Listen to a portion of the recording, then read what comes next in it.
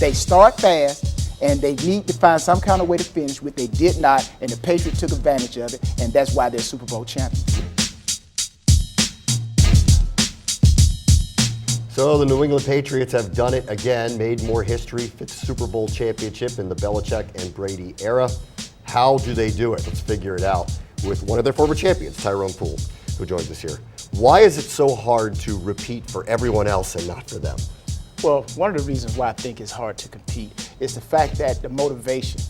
Most guys, when they come into the first season, the first pursuit of a championship, they come with the cup empty, meaning they are thriving, they're hungry. And then once you get that first Super Bowl, the cup becomes kind of full with interviews, with participations in various events that sometimes takes the luster off of that hunger. So how does New England rejuvenate that? Why are they able to do this? Why are they never satisfied with the amount of times that they've won? Well, it's the simple fact. They come in and they say, forget what happened the last season. Forget what happened the last game. And with that, it allows you to come back in with that hunger and that drive to win for the next season. What organizationally are they doing right? Because it can't just be the quarterback and it can't just be the coach. What are they doing right across the board as an organization? Well, I think what they're doing is they are getting the players to buy in. Buy in meaning each person has to be accountable for what they are doing.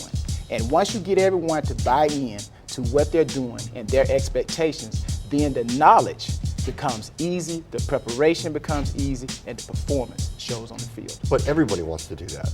Why do they do it, and why can't the other teams get their players and their coaches to be that way? Well, it's kind of like the analogy I use, the metaphor of soot. Soot means how you speak, how you understand, and how you think.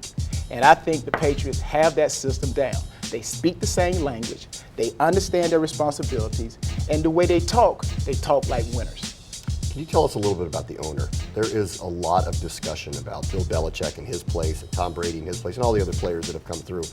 But Robert Kraft seems to have put something together here where it does work for everybody. Yeah, it does. And it starts with his passion. When he first took over the Patriots, he came in with the mindset that passionately he was going to do everything he could to help the Patriots win. And he has done that. He passionately went out and found a coach that prepares like no other coach. And that coach went and found players that prepare and are passionate as the coach and the owner themselves. You had a long career. You played in New England. You also played in other places. When you went to the other places, what were the differences that you saw organizationally that kind of separated New England from these other teams? I think the unity. That is a big part of any successful organization. You and I talking right now, there has to be dialect that when I speak, I listen to you. And when you speak, I listen to you. And from that, we formulate an opinion that goes out that is successful for us to have a broadcast. So every organization doesn't do that. And the Patriots, everyone is learning, a la the Atlanta Falcons. Are there like little things here? You know, there's little differences? Are there things that we're just not thinking about? Because we look at this from the outside and go, well, they just didn't execute this, or this quarterback's better than that quarterback. But are there little things that are kind of happening that allows one team to be a dynasty and allows another team to keep getting in its own way? Yes, people want to call it a system, but a system is simply people understanding at the same level. Multiple people communicating and agreeing. Now, with that being said, the Patriots have that down lock. Now, you look at some of the other professional sports. You look at professional basketball, the San Antonio Spurs. I call them the New England Patriots of the NBA. They have pretty much the same format. And Greg Popovich has done a great job. And they consistently have been in the championship hunt. And they call the Patriots the Spurs of the NFL. Exactly. Right, exactly. It is really, it's amazing what they have done here. Year after year, they're able to rekindle this. With Tyrone Poole, I'm Bram Weinstein. The ability of Alabama to successfully participate in back-to-back championships should not be a surprise to anyone. Actually, the word success predates the current team all the way back to 1892.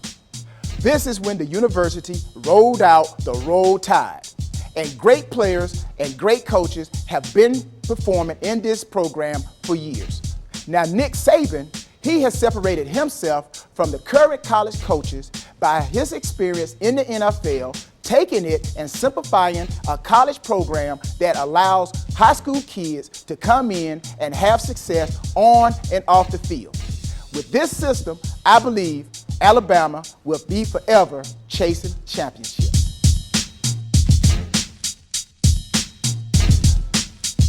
How much more history can they make? The New England Patriots with the greatest comeback in Super Bowl history for their 5th title in the Belichick and Brady era. Here's one of their former champions, Tyrone Poole. Let's check out Super Bowl 51, an amazing game that actually started slowly offensively for both of these teams, but it was a good start for Devontae Freeman. Yeah, you see here, you get a hat on a hat, receivers do the blocking, get Devontae Freeman open into the secondary. He puts the Atlanta Falcons offense halfway on the 50. Yeah, but that would stall there, and we would get to the second quarter here scoreless between these two teams when the first game-changing moment occurred. LeGarrette Blount, that would have stripped away. Atlanta would recover. Yeah, great run by Blount, but great effort by Deion Jones comes in, rips the ball out, and gives Atlanta offense opportunity to put some points on the board. So we saw Freeman there. Now, Atlanta's offense, of course, known for its passing game as well, and it was time to get that thing going with Matt Ryan. Here's the next possession, and finally, he makes his first connection with Julio Jones. Great play action by Matt Ryan, zips the ball into Julio, who shows great hand strength. With the DB hanging all over him, he comes down with the catch. Second and goal here.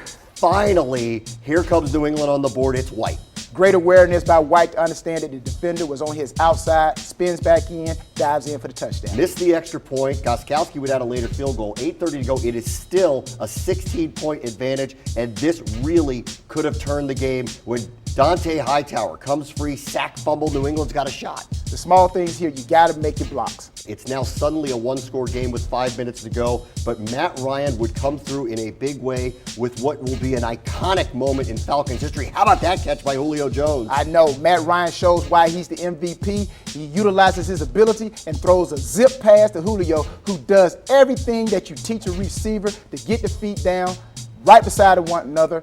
Easy catch and throw. So here they were now suddenly in the red zone. This game should have basically been over here, but some questionable play calling and then a sack took them out of field goal range, which gave Brady a shot. 2:25 to go, and here they go. Brady to Julian Edelman in a crowd, and somehow he comes up with it. Wow, can you say miracles? But this particular situation here, everything had to work for the Patriots.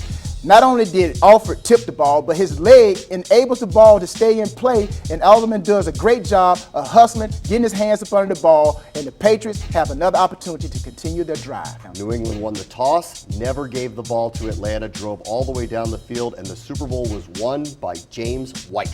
Yeah, great block by Edelman, kick out by the tackle, and White pushes it in, finds the opening to seal the 5th Super Bowl victory for the Patriots. 34-28 in overtime. Previous biggest comeback in any Super Bowl was by the Patriots, 10 points. This one was 25 and 19 in the 4th quarter. So, did they win or did Atlanta lose? Well, I think it was both. I think actually the Patriots did everything that they have been taught to do. They have been taught not to give up, to finish every play. And the Falcons, they have done what they've done all season. They start fast, and they need to find some kind of way to finish, which they did not, and the Patriots took advantage of it, and that's why they're Super Bowl champions. Kyle Shanahan's under a lot of criticism today. What would you say about the decisions that were made after the Jones catch? Well, this is what I would say. With my experience, I understand that every offensive call, every defensive call has tagged to it a run stopping or a pass stopping situation. Offensively, when they call an offensive play, Kyle Shanahan has several guys in the box with him. Those guys are there to tell him what the personnel is for the defense. He has a call sheet. He looks at that call sheet and he determines what is the best pass, what is the best play to call against that defense. So with that being said, he called the play and it's the player's job to execute, and it didn't work out for the Falcons.